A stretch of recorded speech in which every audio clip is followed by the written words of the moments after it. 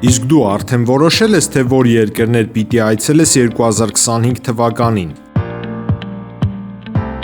Եթե դու էլ ես հոգնել օրեր շարունակ հարցումների անպատասխան մնալուց, դիմիր Travel with N տուրիստական գործակալություն, սպասեցնել չեն տա, անմիջապես կստանաս լավագույն առաջարկները, տուրփաթեթներ, ավիատոմսեր, հյուրանոցների լայն ընտրանի, էքսկուրսիաներ, սոցփաթեթի սպասարկում եւ ամենակարևորը 24/7 ձևաչափով բարեհամբույր սպասարկում։ Travel with N 095 89 20 48 Հրապարակորաթերթը գրում է. Կիրակի օրը Գյումրուց հետո Նիկոլ Փաշինյանն այցել է նաև Փարաքար, որտեղ նույնպես մարտի 30-ին ընտրություններ են։ Գյումրու խայտառակ ընդունելությունից հետո ԿՊ վերնախավը որոշել է Փարաքարում նախապես չհայտնել Փաշինյանի այցի մասին, որ կարողանան լավ մասովկա ապահովել։ Բանն այն է, որ նույն օրը վարչապետի այցից 1 ժամ առաջ համայնքի կենտրոնում ԿՊ թեկնածու Լյուդվիգ Գյուլնազարյանը համերգ էր կազմակերպել, որին մեծ թվով փարաքարցիներ են ներկա եղել։ Համերգի կեսից լուրը հասել է, որ Փաշինյանը գալիս է, համերգ լսելու եկած փարաքարցիներից շատերը չեն հավատացել, սակայն այցից կես ժամ առաջ ոստիկանություն է լցվել գյուղ, ոմանք հասցրել են հեռանալ։ Իսկ Փաշինյանն ախրանիկներով քայլել է համերգ լսելու եկած բազմության միջով։ Հրապարակորաթերթը գրում է. մեր ընտրական գործընթացներում նոր երևույթ է ի հայտ եկել, միանգամից մի քանի թեկնածու առաջադրելը։ Սրա պատճառը իհարկե ընտրական օրենսգիրքն է, ըստ որի քվեների մեծամասնություն չստացած ուժերը կարող են միանալ միմյանց եւ իշխանություն ձևավորել։ Եվ մենք ունեցել ենք նախադեպեր, երբ ստացած քվեների քանակով որևէ ուժի զիջող երկու փոքր կուսակցություններ միավորվել են ու իշխանություն վերցրել տեղական մակարդակում։ Այս ամենից դասեր քաղաց քաղաքական ուժերը նախապես են հոգում կոալիցիոն գործընկերոջ հարցը։ Ժողովուրդ օրաթերթը գրում է. օրաթերթի աղբյուրները փոխանցում են, որ Գյումրի կատարած այցից հետո ուժային կառույցները նոր քաղաքական հրահանգ են ստացել, կոմպրոմատներ հավաքել ընդդիմախոսների շրջապատի ներկայացուցիչների վերաբերյալ։ Ըստ այդմ ընդդիմադիր կուսակցություններում եւ դաշինքներում ընդգրկված ցուցակների անձանց մասով կոմպրոմատների փունջ է պատրաստվում։ Գյումրու մեր աղբյուրները փոխանցում են, որ քաղաքական հրահանգը ԿՊ-ի սրտի թեկնածու Սարիկ Մինասյանի ոչ հարազատ եղբոր միջոցով կիրագործվի, որը մարզում հայտնի Շիրակի ԱԱԾ վարչության պետ Կամո Ներսիսյանն է։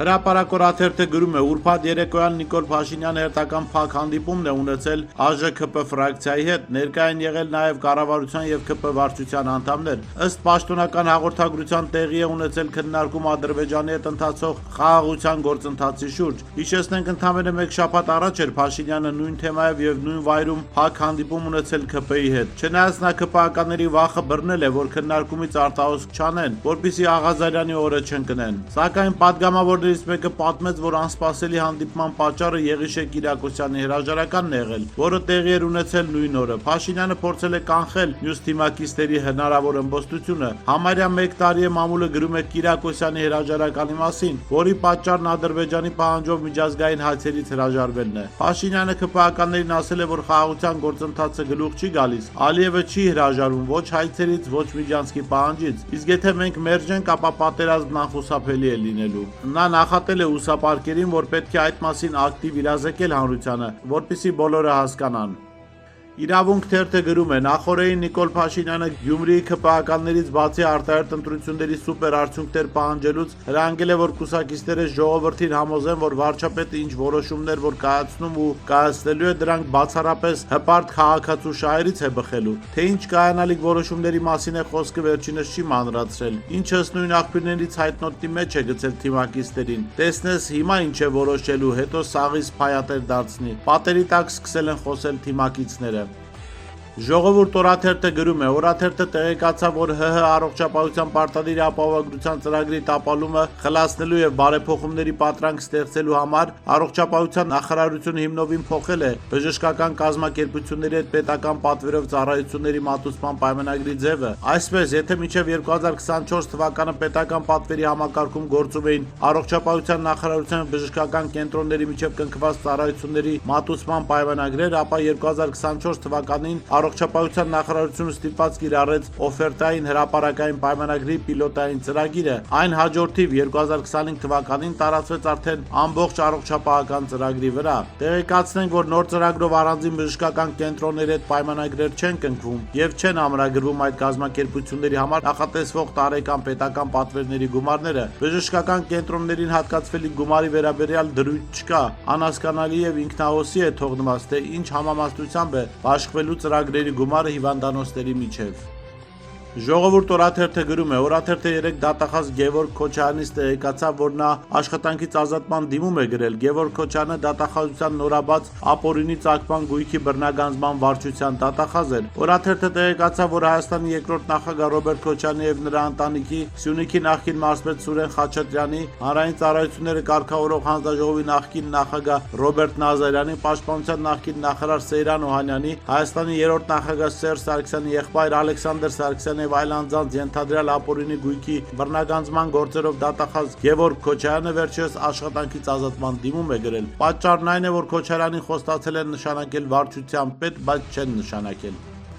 Ժողովուրդ օրաթերթը գրում է. այս տարվա հունվարի 16-ին օրաթերթը ուղիղ հարց էր տվել ՀՀ ներքին գործերի նախարար Արփինե Սարգսյանին, որին ի պատասխան նախարարն ասել էր, թե դեպքի մասին տեղյակ չէ։ Դրանից օրեր առաջ ՆԳՆ-ի Ժողովուրդ օրաթերթին տեղեկացրին, որ Արփինե Սարգսյանի հրահանգով նախաձեռնված գործողությունների արդյունքում հարուցվել է վարույթ, նախորդին էլ տեղեկացանք, որ այդ վարույթի շրջանակում ընթացող քննության արդյունքում 7 անձ ձերբակալվել է։ Հիշեցնենք, օրաթերթը հետաքրքրվել էր Արփինե Սարգսյանից նախկին падգամավոր նահապետ Գևորգյանի Նովոյի որդու կազմակերպած գազագողության դեպքի վերաբերյալ, ներկայացնելով, որ հարկային ծառայությունն անկարող է վերահսկել իրավիճակը։ Տեսուչները չեն կարողանում մոտենալ գազի հաշվիչների տվյալները վերցնելու, կարճ ասած բանդա է գործում պետության ներսում։